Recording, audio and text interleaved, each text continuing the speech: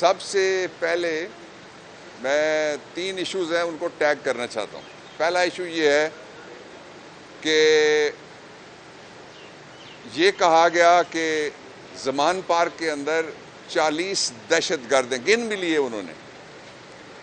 یہ وہ حکومت ہے جس کے دور میں کوئی دہشت گرد ایسا نہیں پکڑا گیا یا مارا گیا جس کا یہ نام بتا سکیں، لیکن ان کو یہ پتا ہے کہ 40 دہشت گرد عمران خان کا جو گھر، اس کا سائز آپ نے دیکھا ہے، وہ اس کے اندر چھپ کے بیٹھے ہوئے ہیں۔ عمران خان نے کہا کہ آ جاؤ، اور ساتھ لوکل، ہمارا نیشنل بلکہ کہنا چاہیے، میڈیا اور انٹرنیشنل میڈیا دونوں کو بلا لیا۔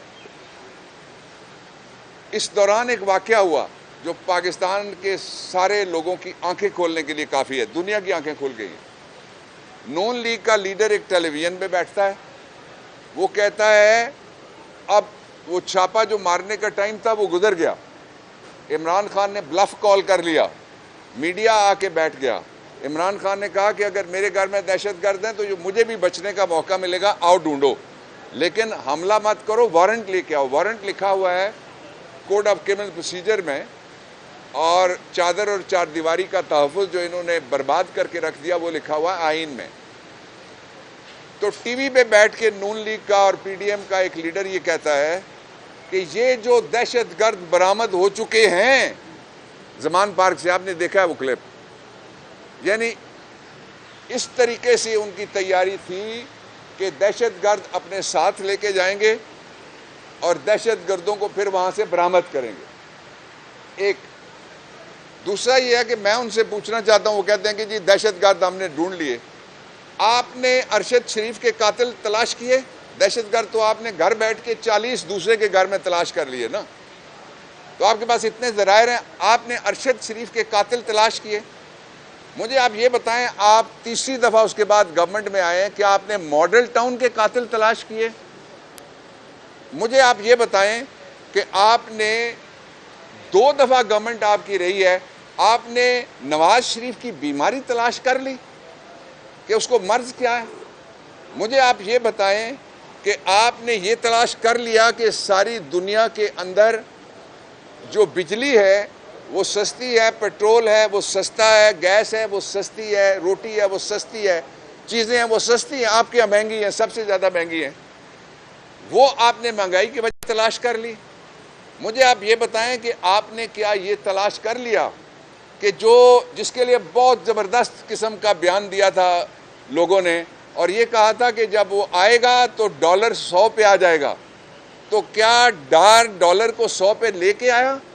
آپ نے کبھی تلاش کیا کہ وہ کتنے کا ہے ڈالر آج کل؟ ایک پہلو یہ تھا۔ اس لیے عمران خان کے خلاف جتنی بھی کارروائیاں ہیں اور پی ٹی آئی کے ورکروں اور لیڈروں کے خلاف جتنے بھی مقدمے ہیں، ان میں اتنی ان کی اوقات ہے اور اتنی ان کی حقیقت ہے جتنی نواز شریف کی بیماری کی تھی۔ یہ وہ جھوٹ تھا نواز شریف کی بیماری والا، یہ مقدموں والا بھی جھوٹ ہے۔ اس سے نہ کوئی ڈرے گا اور نہ کوئی عمران خان کا ساتھ چھوڑے گا۔ کل یہ ایک سروے جو آیا اس میں اس سارے ظلم اور کالی رات کے باوجود 71% پاکستان کی آبادی نے یہ کہا ہے کہ اگلا ووٹ ہم عمران خان کو دیں گے۔ دوسرا میں اب اس کا پہلو آپ کے سامنے رکھنا چاہتا ہوں۔ کچھ جو لوگ ہیں وہ چھوڑ کے جا رہے ہیں، یہ کہا جا رہا ہے ٹیلی ویژن پہ، جو پہلے چھوڑ کے گئے انہوں نے کتنا ایک فرق ڈالا جا کے وہ بیٹھے، کہ کوئی اور اگر پرندہ ایک ہری شاخ سے اڑ کے سوکھے ہوئے برگد کے درخت کے اندر جو گدھ بیٹھے ہوئے ہیں ان کے سائے میں بیٹھے گا، اس کی کیا حیثیت رہ جائے گی؟ اور جانے والے کسی پہ تبصرہ نہیں کرتا، ہمارے کولیگ رہے ہیں۔ ایک پرنسپل میں نے آپ کے سامنے بیان کیا ہے۔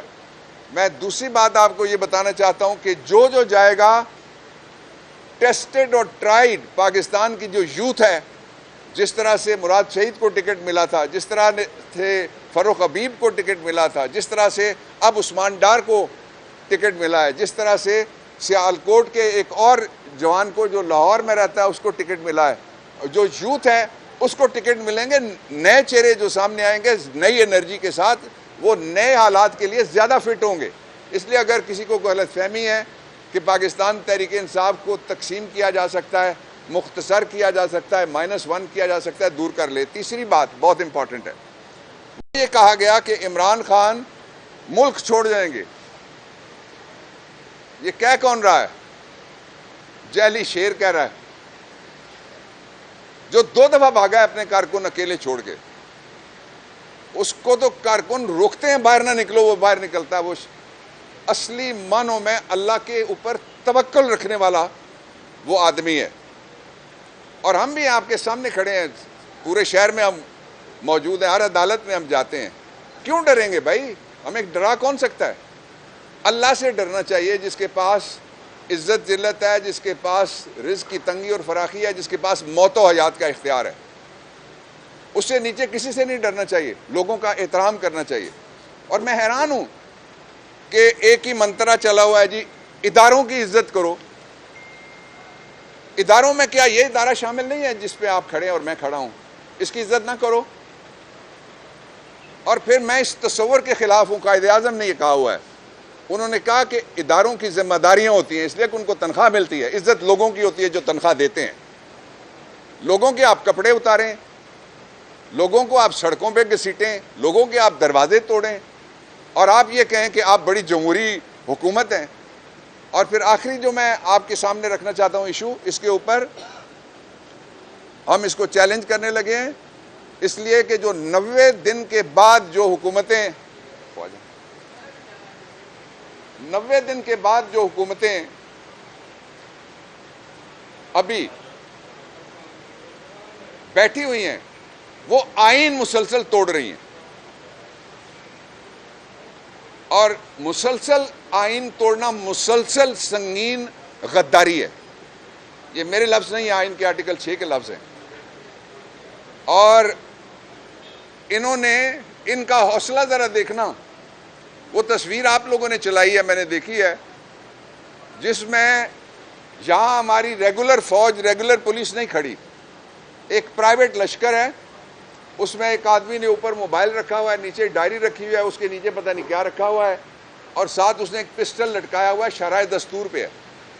کرو نا پرچہ ڈبل میم پہ، پہلا میم مریم کا، دوسرا مولانا کا۔ ڈبل میم آئین سے، قانون سے بالاتر ہیں۔ مجھے روکا گیا تھا اس دن کہ آپ سپریم کورٹ نہیں جا سکتے۔ جو ان کو کہا گیا تھا، ڈیوٹی یہ تھی کہ جب تک فیصلہ حق میں نہیں آتا، اور اعلان بھی تھا ہم بیٹھیں گے۔ کیا ہوا؟ حلوہ ختم ہو گیا؟ سرکاری حلوہ تھا، حلوائی کی دکان پہ دادا جی کی خیرات ہو رہی تھی، اس کے باوجود اٹھ کے بھاگ گئے۔ ان کا کوئی مستقبل نہیں ہے۔ عمران خان واپس آ رہا ہے، آپ الیکشن جلد ہوتا ہوا دیکھیں گے انشاءاللہ العزیز۔